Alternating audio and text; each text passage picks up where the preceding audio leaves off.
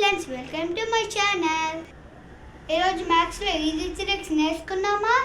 ఇప్పుడు మనం మల్టిప్లికేషన్ చేసుకుంటున్నాము.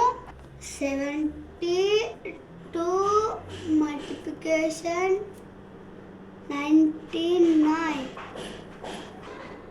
ఇప్పుడు దీన్ని ఒకటే స్టెప్లో ఎలా చేసుకోవాలి చూద్దామా. 72 మైనస్ 1 చేయాలి. అప్పుడు ఎంత అవుతుంది? 71. అది ఇక్కడ రాసుకున్నాం. 71. ఇప్పుడు వచ్చిన ఆన్సర్ని 99లోకి వెళ్ళి మైనస్ చేయాలి. ఇప్పుడు ఇది ఎలా రాసుకోవచ్చు చూద్దామా. ఇలా రాసుకున్నాం 99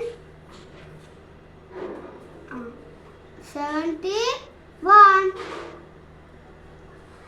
మైనస్ 9 minus 1 8. 9 minus 7 2. అంతే. దీన్ని ఈ నుంచి తీసుకొని ఇలా రాసుకోవాలి. 80. 72 మల్టిప్లికేషన్ 99, ఆన్సర్ 7128. మనం నార్మల్గా చేస్తే 4 స్టెప్స్ వస్తాయి కదా. ఇప్పుడు నేను ఒక స్టెప్లోనే చేసేసిన. నేను ఇప్పుడు క్వశ్చన్ ఇస్తా, మీరు ఆన్సర్ చేసి కామెంట్ బాక్స్లో పెట్టండి. చూద్దామా ఎంతమంది కరెక్ట్ చేస్తారో. 85 multiplication 99.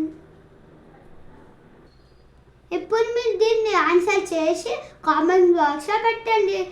Thank you for watching friends. Hi friends, welcome to my channel.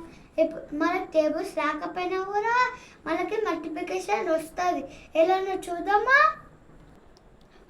4 2 3 multiplication 3. First ఏం ఉంది? 4. ఇక్కడ కూడా 4 స్టాండింగ్ లెస్ తీసుకోవాలి. 1 2 3 4. ఇప్పుడు నెక్స్ట్ 2 నెంబర్ ఉంది కదా, కాబట్టి 2 స్టార్టింగ్ లెస్ తీసుకోవాలి. కొంచెం గ్యాప్ ఇచ్చి 1 2. ఇప్పుడు నెక్స్ట్ ఏ నెంబర్ ఉంది? 3. ఇప్పుడు 3 స్టాండింగ్ లెస్ గ్యాప్ ఇచ్చి తీసుకోవాలి.